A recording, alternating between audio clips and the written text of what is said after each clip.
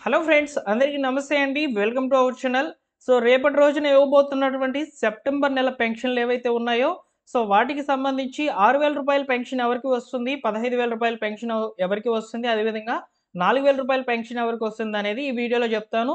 So ఇక్కడ మార్పులైతే వచ్చాయండి. ఎందుకంటే ఈ యొక్క వికలాంగులు మరియు మెడికల్ పెన్షన్లకు సంబంధించి రీవెరిఫికేషన్ అంతా కూడా కంప్లీట్ అయిపోయిందనమాట. కంప్లీట్ అయిన తర్వాత వీరికి సంబంధించి సదరం సర్టిఫికేట్ బేస్ చేసుకొని పెన్షన్ ఇస్తారు కదా.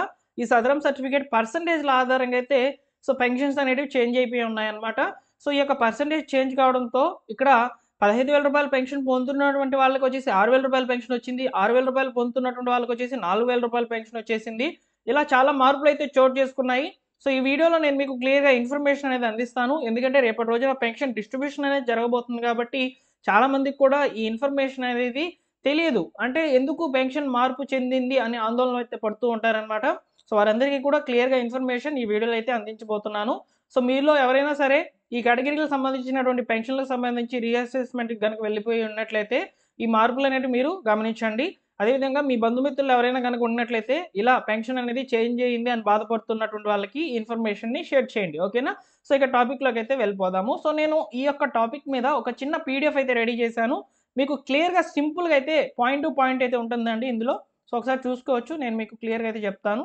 ఈ యొక్క సెప్టెంబర్ నెల పెన్షన్లు అనేటివి వికలాంగులు మెడికల్ పింఛన్ల బోగస్ తనిఖీలు అనేటివి జరిగాయన్నమాట. అంటే బోగస్ పెన్షన్లు ఏవైతే ఉన్నాయో వాటినన్నిటిని కూడా రిమూవ్ చేసేసారన్నమాట. సో కొత్త సదరం సర్టిఫికేట్లు అనేటివి మనకి ఈ మంత్‌లో అయితే జారీ చేశారన్నమాట. వాటిలో ఉన్నటువంటి పర్సెంటేజ్‌ల ఆధారంగా అయితే పెన్షన్స్ అనేటివి చేంజ్ అవ్వడం జరిగింది. ఇక్కడ ముఖ్యంగా రూ. 6,000 పెన్షన్ల గురించి మొదటిగా మాట్లాడుకుందాము. రూ. 6,000 పెన్షన్స్ అనేటివి సో కొత్త సదరం సర్టిఫికేట్ల పర్సెంటేజ్ ఆధారంగా ఎవరికైతే 40% పైన ఉందో, అంటే వికలాంగత్వం అనేది 40% పైన ఎవరికైతే ఉందో వాళ్ళకి యాజ్ ఇట్ ఈస్‌గా పెన్షన్స్ అనేటివి కొనసాగుతూనే ఉంటాయన్నమాట. సో ఇక్కడ మీరు రీఅసెస్‌మెంట్‌కి వెళ్ళి వచ్చినా గానీ సేమ్ ఇదే పర్సెంటేజ్‌తో ఉన్నారు గాబట్టి మీకు పెన్షన్ అనేది రూ. 6,000 అయితే కొనసాగుతుంది. అలానే ఇక్కడ ముఖ్యంగా రూ. 15,000 పెన్షను అంటే మెడికల్ పెన్షన్‌లు ఎవరైతే పొందుతున్నారో వారి యొక్క పర్సెంటేజ్ అనేది 40% కంటే ఎక్కువ, 85% కంటే తక్కువ. ఇక్కడ యాక్చువల్‌గా రూ. 15,000 పెన్షన్ రావాలంటే మెడికల్ విభాగానికి సంబంధించి 85% అనేది ఉండాలనమాట సదరం సర్టిఫికేట్‌లో. ఇక్కడ అంతకంటే తక్కువగా ఉండి 40% కంటే ఎక్కువగా గనక ఉండినట్లయితే వీరి యొక్క పెన్షన్‌లను రూ. 6,000కి మారుస్తూ వికలాంగుల పెన్షన్ కిందకైతే రాశారు. సో ఈ యొక్క మార్పు అనేది మీరు గమనించాలనమాట. ఎవరికైతే గతంలో రూ. 15,000 వస్తుందో వారికి ఇప్పుడు ఎందుకు రూ. 6,000 ఇచ్చారు అనేది. ఇవన్నీ కూడా మీకు రేపు ఇవ్వబోయేటువంటి పెన్షన్ తీసుకున్నప్పుడు మీకు అర్థమవుతాయి నేను చెప్పినటువంటి వీడియో అనేది. సో నెక్స్ట్ వచ్చేసి రూ. 15,000 పెన్షన్ ఎవరికొస్తుందనేది చూద్దాం. రూ.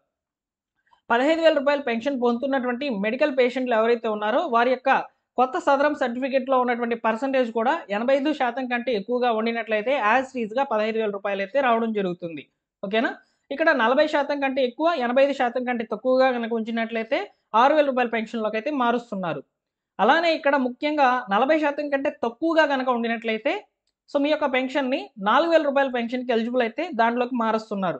అది కూడా 60 సంవత్సరాలు పూర్తయినటువంటి వాళ్ళు, ఎస్సీ, ఎస్టీలో మాత్రం 50 సంవత్సరాలు పూర్తయినటువంటి వాళ్ళు, వాళ్ళ ఇంట్లో ఎలాంటి పెన్షన్ లేకుండా ఉండినట్లయితే సో మీకు రూ. 4,000 పెన్షన్ అనేది వస్తుంది. వృద్ధాప్య పెన్షన్‌కి సంబంధించి అయితే మిమ్మల్ని రాస్తారనమాట. ఇలా రూ. 15,000 పెన్షన్‌లలో 3 మార్పులు పర్సెంటేజ్‌ల యొక్క ఆధారంగా. ఓకేనా? సో ఈ విధంగా అయితే రూ. 15,000 పెన్షన్ వస్తున్నటువంటి వాళ్ళకి రూ. 4,000 పెన్షన్ వస్తే కారణం ఏంటి? రూ. 6,000 పెన్షన్ వస్తే ఏంటి కారణం అనేది మీకు అర్థమైందని అనుకుంటున్నాను. ఇకపోతే రూ. 4,000 పెన్షన్. సో ఈ పాయింట్ ఇప్పుడు నేను చెప్పాను. యాజ్ ఇట్ ఈస్‌గా వికలాంగులు మెడికల్ పెన్షన్‌లు పొందుతున్నటువంటి వాళ్ళు ఎవరైతే 60 సంవత్సరాలు పూర్తి చేసుకొని కొత్తగా సదరం సర్టిఫికేట్ వచ్చి ఉంటుంది గదా!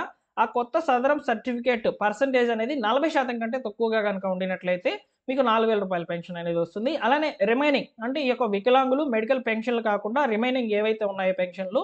4,000 పొందుతున్నటువంటి వాళ్ళకి వాళ్ళకి యాజ్ ఇట్ ఈస్‌గా రూ. 4,000 పెన్షన్ అనేది వస్తుందన్నమాట. అసలు ఎవరు పెన్షన్‌లు తొలగించారు? ఇక్కడ దివ్యాంగులు మెడికల్ పెన్షన్‌లలో భాగంగా ఎవరైతే ఈ యొక్క కొత్త సదరం సర్టిఫికేట్ పొందినటువంటి వాళ్ళు 40% కంటే అంటే మెడికల్ కావచ్చు, వికలాంగుల పెన్షన్ కానివ్వచ్చు, 2 కూడా 40% కంటే తక్కువగా ఉండి, వాళ్ళ ఇంట్లో ఆల్రెడీ పెన్షన్ గనక ఉండినట్లయితే, వృద్ధాప్య పెన్షన్‌కి కూడా ఎలిజిబుల్ కానటువంటి వాళ్ళు, అదేవిధంగా భర్త మరణించినటువంటి స్త్రీ గనక ఉండినట్లయితే, వారికి రూ. 4,000 పెన్షన్ అనేది వస్తుందన్నమాట. ఒకవేళ భర్త మరణించకుండా వికలాంగత్వం కలిగి ఉండి పర్సెంటేజ్ ఆధారంగా ఇంతవరకు మీరు పెన్షన్ అనేది పొందుతూ గనక ఉండినట్లయితే, ఇప్పుడు ఆ పర్సెంటేజ్‌ల కంటే చాలా తక్కువ అంటే 40% కంటే తక్కువగా గనక ఇచ్చినట్లయితే మీ పెన్షన్‌ని రిమూవ్ చేసేసారు. ఓకేనా? సో, ఇలా ఈ 2 కారణాలతో ఉన్నటువంటి వాళ్ళని మాత్రమే పెన్షన్‌లో నుంచి తీసేయడం జరిగిందనమాట. ఓకేనా?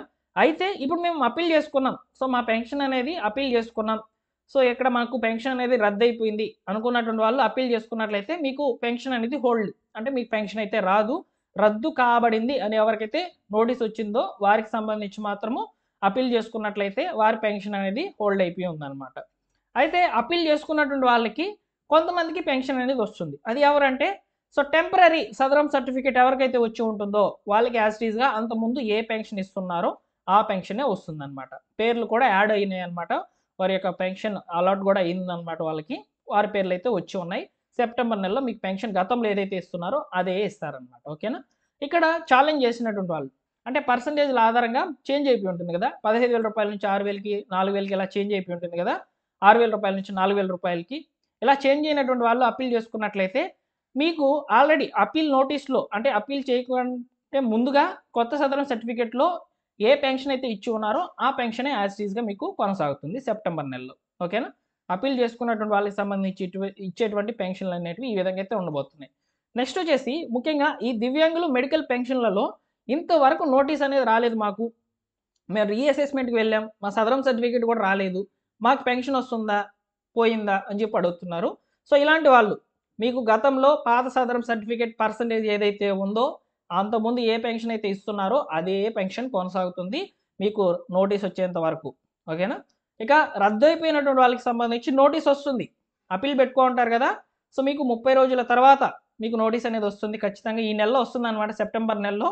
అప్పటి వరకు వెయిట్ చేయండి. ఆ నోటీస్ తీసుకున్న తర్వాత మీకు రీఅసెస్మెంట్ జరుగుతుందనమాట. వెరిఫికేషను. ఎక్కడ ఏ హాస్పిటల్ అనేది ఆ నోటీస్‌లో అయితే ఉంటుంది. మళ్ళీ వెరిఫికేషన్‌కెళ్ళండి. మీరు ఎలిజిబుల్ అయితే నెక్స్ట్ మంత్ మీకు పెన్షన్ అనేది వస్తుంది. ఓకేనా? ఇదన్నమాట ఫైనల్‌గా సెప్టెంబర్ నెలలో పెన్షన్‌ల యొక్క మార్పులనేటివి ఏ విధంగా చోటు చేసుకున్నాయనేది మీకు ఒక క్లియర్‌గా ఇన్ఫర్మేషన్ అనేది అందించాననుకుంటున్నాను. మీకు నేను చెప్పింది అర్థం కాకుండా మీరు మధ్యలో గనక చూసుకున్నట్లయితే ఈ యొక్క పీడీఎఫ్ ఏదైతే ఉందో ఈ చిన్న పీడీఎఫ్ అనేది నేను డిస్క్రిప్షన్‌లో అయితే ఇస్తాను. ఒకసారి చదువుకోండి. మీకు క్లియర్‌గా అయితే తెలుగులోనే రాసి ఇచ్చాననమాట. అంటే ఒకవేళ నా ఎక్స్‌ప్లనేషన్ మీకు అర్థం కాకపోతే ఈ పీడీఎఫ్ చూసైనా అర్థం చేసుకుంటారు అని. ఓకేనా? సో, ఈ యొక్క పీడీఎఫ్ అనేది డిస్క్రిప్షన్‌లో పెడుతున్నాను. మా టెలిగ్రామ్ ఛానెల్‌లో కూడా ఆల్రెడీ పోస్ట్ చేసేసి ఉన్నాననమాట. మీరు ఇలాంటి అప్డేట్స్ అన్నీ కూడా ముందుగా తెలుసుకోవాలనుకుంటే టెలిగ్రామ్ ఛానెల్‌లో జాయిన్ అవ్వండి. ఎందుకు చెప్తున్నానంటే ఏదైనా వీడియో రెడీ చేయకముందు మేమంతా కూడా ఇన్ఫర్మేషన్ టెలిగ్రామ్ ఛానెల్‌లో ఫస్ట్ ఇన్ఫర్మేషన్ అనేది పాస్ చేసేస్తామనమాట. సో, అందువల్ల టెలిగ్రామ్ ఛానెల్‌లో జాయిన్ అవ్వండి అని చెప్తూ ఉంటాను. సో, టెలిగ్రామ్ ఛానెల్‌లో జాయిన్ అవ్వండి. డిస్క్రిప్షన్‌లో లింక్ ఉంది. అలానే ఈ యొక్క పీడీఎఫ్ అనేది నేను డిస్క్రిప్షన్‌లో అయితే ఇస్తాను. డైరెక్ట్ టెస్ట్ ఇచ్చేస్తాను. పీడీఎఫ్ అంటే పీడీఎఫ్ కూడా ఇవ్వను. ఈ పీడీఎఫ్‌లో ఉన్నటువంటి టెక్స్ట్‌నే డిస్క్రిప్షన్‌లో అయితే ఇచ్చేస్తాను. ఒకసారి చూడండి. మీకు ఇన్ఫర్మేషన్ నచ్చినట్లయితే లైక్ చేయండి. నా ఎక్స్‌ప్లనేషన్ నచ్చినట్లయితే లైక్ చేసి ఒక కామెంట్ అయితే తెలియచేయండి. Thank you for watching.